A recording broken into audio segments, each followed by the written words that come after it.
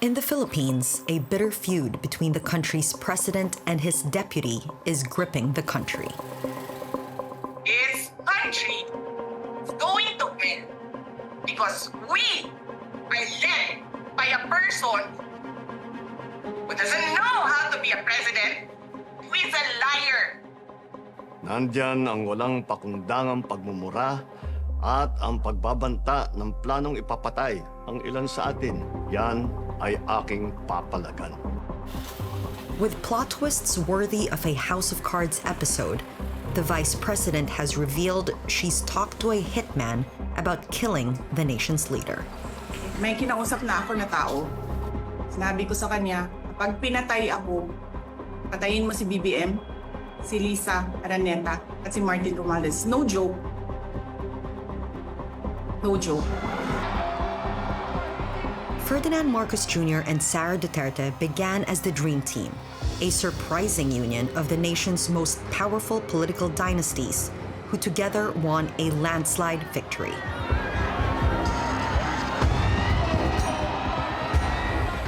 He's from the infamous Marcos family, son of the late dictator Ferdinand Marcos Sr. She's the daughter of Rodrigo Duterte, the man responsible for the bloody drug war that killed thousands of Filipinos. Right now, the Dutertes are backed into a corner. Last week, the International Criminal Court ordered the arrest of the former president for crimes against humanity. During your brother's war on drugs, thousands of Filipinos died. It was all black propaganda. There is no such thing. That never happened. He's now at The Hague, awaiting trial. This could spell the end of their dynasty and a major victory for the Marcoses. I called it the Game of Thrones miniseries Philippine version. Even by the torrid standards of politics here, this is spectacular. The Dutertes claim they've been double-crossed and that the president is a drug addict. The vice president has been accused of corruption and is on the verge of being ousted. But what this feud has exposed is the dark reality of power-hungry political dynasties that operate across the entire country.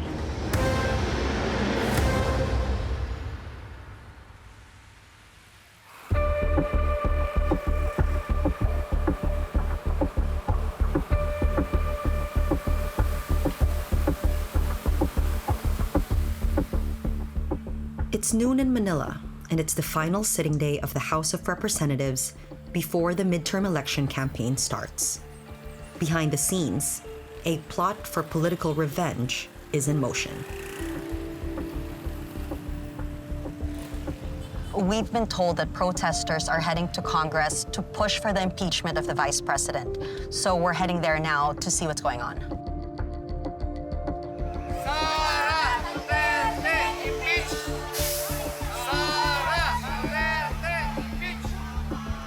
Vice President Sara Duterte has been accused of corruption, violating the Constitution, and plotting to assassinate the president. These protesters are trying to gather support from politicians to have her removed. Publicly, President Marcos Jr. has not supported calls for impeachment. But word on the street is he's given Congress the go-ahead. One power player in the Marcos camp helping orchestrate this impeachment bid? House Speaker Martin Romualdez, the president's first cousin. He was also in Sara Duterte's assassination threat. Any minute now, the congressman behind me will officially decide whether to impeach the vice president. One of the people really pushing for it is Congressman Sandro Marcos, the son of the president.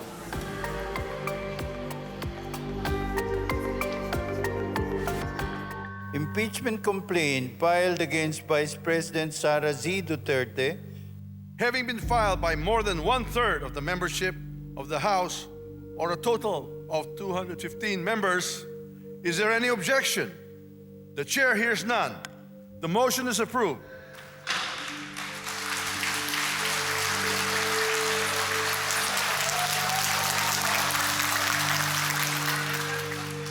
We've just witnessed a historic moment. Vice President Sara Duterte has just been impeached by the House of Representatives. She is the first vice president ever to get impeached and will now face trial in the Senate. If convicted, she'll be removed from her post and barred from public office.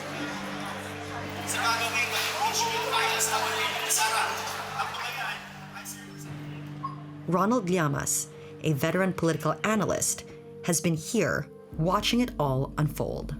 How much of this is related to the feud with the president? They might have realized that if the Dutertes survive the midterms, then the Dutertes will have momentum going into 2028. But what I'm hearing is it's all about these families just wanting to stay in power. Of course.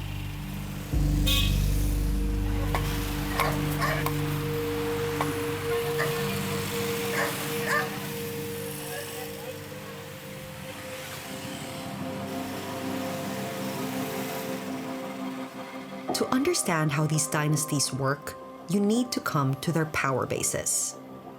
This is Ilocos Norte, in the country's north, home of the Marcos clan.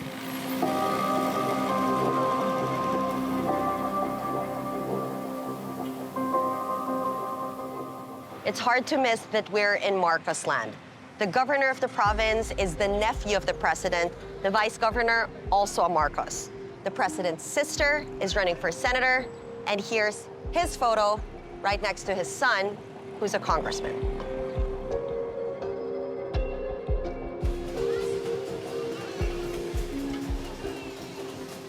It's the first day of the midterm election campaign. The president is here to launch his senatorial slate in front of his home crowd.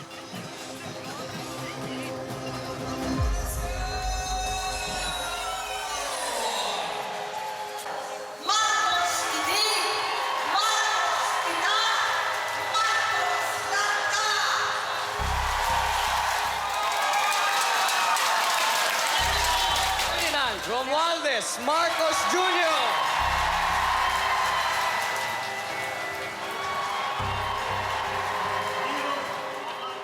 Marcos Jr. comes out swinging, taking aim at the Dutertes.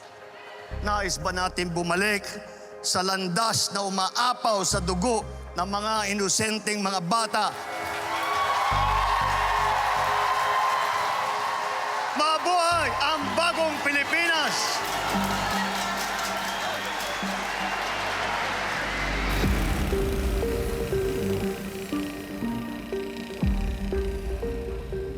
In Ilocos Norte, the Marcoses are counting on a loyal voter base to back their national candidates and keep the family in power here.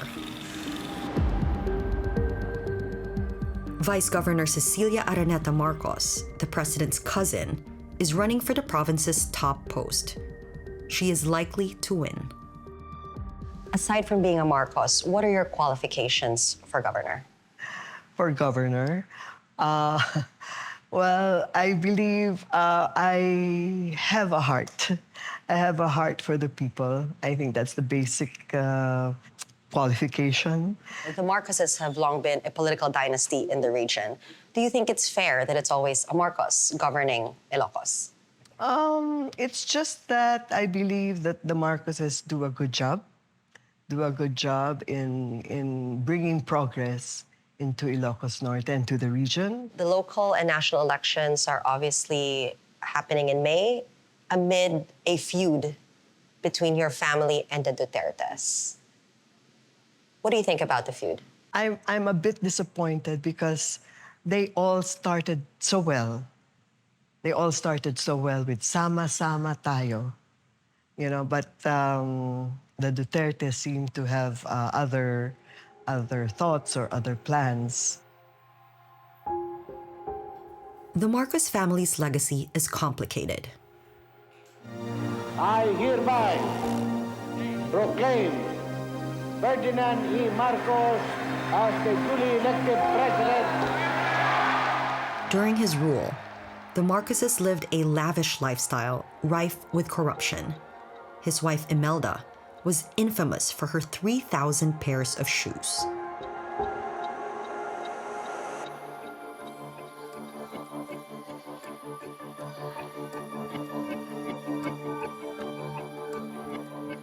I'm heading to a holiday home built for Marcos Sr. and Imelda using ill-gotten wealth. It's been turned into a museum celebrating their rule. I was born in the Philippines. When I was growing up, the Marcoses were deeply unpopular. Marcos Sr. ruled for over 20 years, including 9 years of martial law. During his dictatorship in the 70s, tens of thousands of Filipinos critical of the government were tortured, imprisoned, and killed.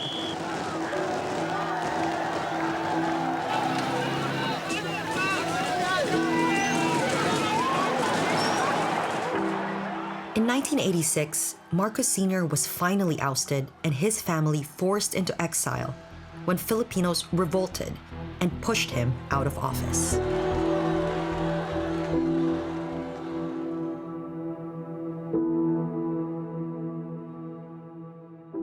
But none of that's on display here. The Marcoses have undergone a major rebranding, and there's no mention of his violent regime anywhere. Hi, Chris. Thanks for meeting us. Hey, Natashya. Thank you very Nice much. to meet you. Crisanto Palabay is a former student activist who was a victim of martial law. He grew up in the Ilocos region, one of the few anti-Marcos voices here. How does it feel to be in a place like this? I'm sad because I remember what happened during martial law and the excesses of the Marcos family, and also the books and pictures of the family where it shows some of those historical revisionism. What happened to you under martial law? I was arrested together with my two brothers. So they put a sack on me, and then they threw me to a jeepney, and then they removed my clothes. They electrocuted me, even my private parts. Crisanto was tortured and detained for almost 4 years. His brothers faced a different fate. What happened to your two brothers? Well, my brother, Romulo, he died in Ifugao. So my mother and my sister, they went to retrieve the body. The place, they crushed it with the rifle butts. So two of your brothers died? Yeah. Of course, I'm very angry because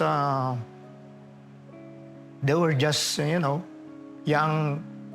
My older brother was only 23 years old at the time. The other one, 22. I was 20.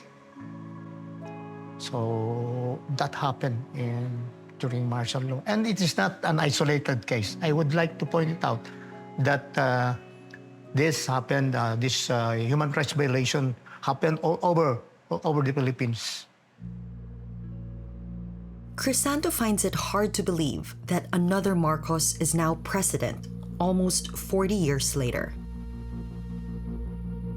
Marcos Jr. won by a landslide in 2022 thanks to an alliance with another formidable and equally ruthless player down south.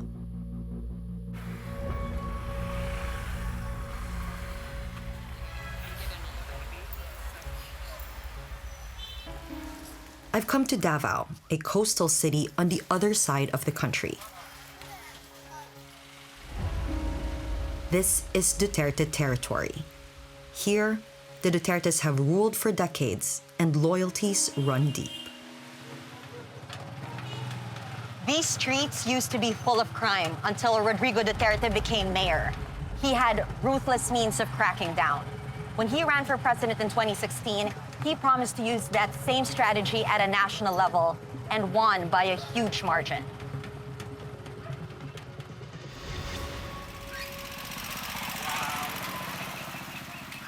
Rodrigo Duterte went on to become a popular president for 6 years. His appeal came from portraying himself as a man of the people. Porfiria Sana Valles owns this local eatery which worships the Duterte family. Good morning. Wow, what a restaurant. There's 70 years worth of photos on the wall, including images of a young Rodrigo and Sara as a child. It's in their house. Oh. Oh, he was so young. There's also pictures of Rodrigo's sons Paulo, now a congressman, and Sebastian, who is the current mayor of Davao City. Wow. Thank you.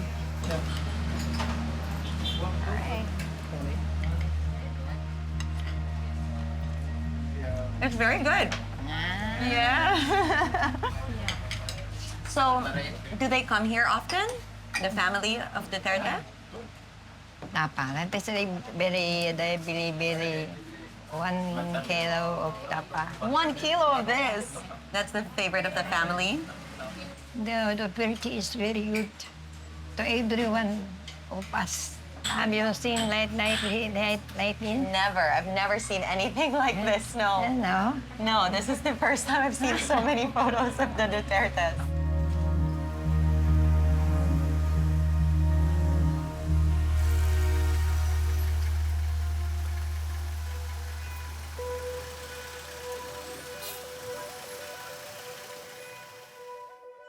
I've come to the ancestral home of the Duterte family, where the former president was raised.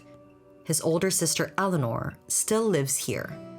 It's become a shrine to the Duterte dynasty. Thank you for having me. Hello. This house is, up to the present time, is 60 years. Wow. I'm oldest of all my siblings. Next to me is my brother, who is the former president, Rodrigo Duterte. The 83-year-old is proud of her family's political achievements and doesn't mince words when it comes to the Marcos clan. Do you think President Marcos was behind the impeachment of your niece? Of course, of course. The Republic of the Philippines is in political turmoil wherein corruption pervades in the government. She's accused of corruption and misusing millions of pesos of public funds. What they're using is a technicality in the office of the vice president. That's what they're trying to impeach her for. And so these lawyers are saying, no way. But the people, the cry of the people is the best defense. How did you feel when your niece allied with the Marcoses? She trusted Marcos to be up and about, a morally upright person, that she was deadly wrong. Even the Filipino people will admit that they were all trapped. Like many in Davao, she's convinced the allegations against her family are all political attacks. She believes the charges against Sara are baseless, and that the extrajudicial killings under Rodrigo's presidency are made up.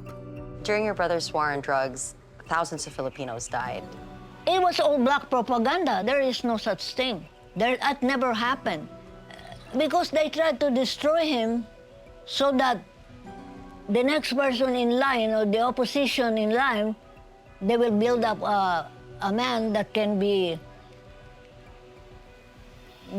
take the place of my brother.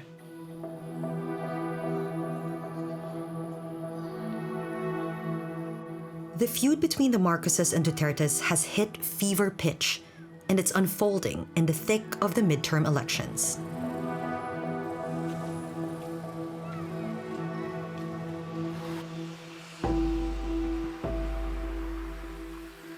I'm back in Manila to meet again with political analyst Ronald Llamas. Why did the Marcoses and the Dutertes form an alliance? The Dutertes would rather have Sara run for president, but since he didn't want to run, the best option is for them to ally with somebody who is politically closer to them. At the time, the logical alliance was with the Marcoses, and the most popular candidate for president was Sara Duterte.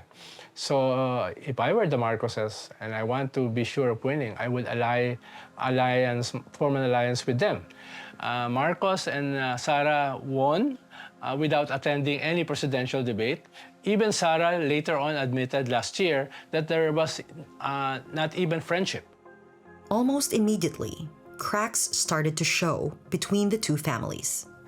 Well, of course, the Marcoses were very strong in the north. And then, of course, the Dutertes are here in southern Mindanao. By June 2024, Sara Duterte had resigned from the president's cabinet. Why is there a feud between the Marcoses and the Dutertes? They were fighting for succession, for continuity. It was 2022, but the fight was over 2028. Who will be the next president? And the Marcoses knew that if they don't go for the jugular against the Duterte, they are in danger of being annihilated politically as well as physically. The Marcoses seemed to have the upper hand. Last week, Rodrigo Duterte was arrested in Manila and is in jail awaiting trial for alleged crimes against humanity before the International Criminal Court. He waged a merciless war on drugs from 2016 to 2022 that targeted the poor. You can hold me responsible for any death that has occurred in the execution of the drug war. Vigilantes gunned down drug suspects. Police shot alleged users and dealers and hid behind claims of self-defense. Rights groups estimate up to 30,000 died.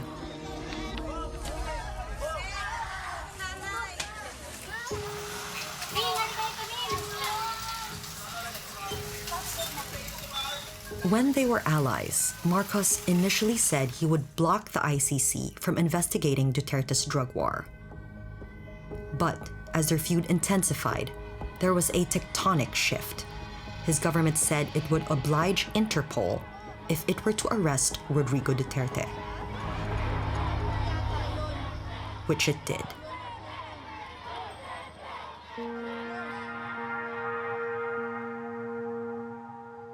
Neri Colmenares is the lawyer who petitioned the ICC to investigate on behalf of the families of victims of the drug war. Well, the International Criminal Court case was born because of the failure or the refusal of the justice system to give justice to the victims of extrajudicial killings in the Philippines and provide the mechanism for accountability for the perpetrators of these heinous crimes. So when the justice system fails to deliver justice to the victims, the ICC became the only arena left where the families of the victims of extrajudicial killings can bring their case and at least get justice for their loved ones. The ICC has decided to arrest Duterte. What is the significance of that? Very significant. First, it is significant because it will show to the families that fighting for your rights, fighting for justice for your loved ones is a very important step in accountability. And second, of course, it will further cripple the Dutertes because he is the head of the clan. And thirdly, well, for us, it will send a message to future human rights violators or current human rights violators that justice will come in the end. No matter how long, justice will come in the end. One person who is waiting for justice to be served is former Senator Leila M de Lima. She knows firsthand the brutality of the drug war. Hi, good morning. Good morning, Natasha. Hi. Thank you for meeting us. Oh, my pleasure. In 2009, when I was the chairperson of the Philippine Commission on Human Rights, I led the investigation into the so-called Davao Death Squad killings. And he never forgot. He has not forgotten that. He has not forgiven me for that. He has marked me. When she was elected senator and Duterte won as president in 2016, she initiated another inquiry into the drug war. Soon after, Leila found herself in jail. What did they charge you with? Oh, 3 illegal drug trading cases. They had to present physical evidence, real evidence, and they didn't have that simply because the charges were trumped up. At that time, first day, I was in utter disbelief and I was enraged. I did not believe that they could do that to me. They knew and they know that these were all false charges, but they still did that to me.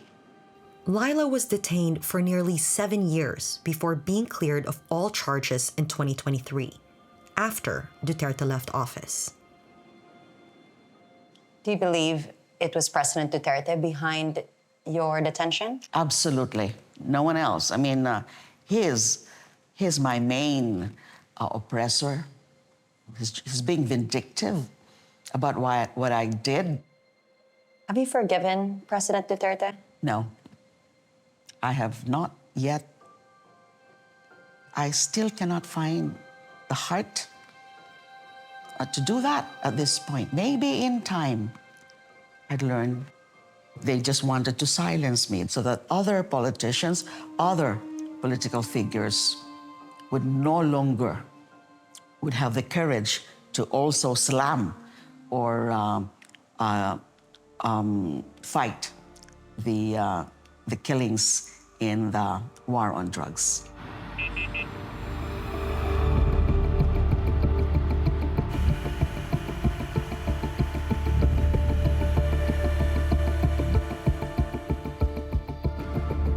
Oh, kamusta kayo dyan? Hello. Oh, Hello, anong balita sa inyo? Oh, ikaw pala. Oh. So, nandito tayo ngayon kasi ang may balita sa ICC. The arrest of Duterte is welcome news for the families who have lost loved ones to the drug war. Tapos niyang 8 taon 8 taon na ngayon, magwa-8 taon na. Nahintay nga ho namin yun sa tagal. Ngayon pa ba? Kumbaga nandyan na, malapit na. Ano nangyari po? Kiss po ng anak ko ba'y nanlaban. Pero alam ko po, dahil ako ang nanay. Walang baril ang anak ko.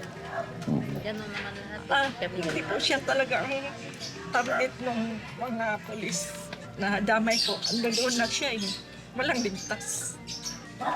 Kaya hindi kami dapat magsawa, hindi kami dapat sumuko. Kaya tuloy lang po ang laban.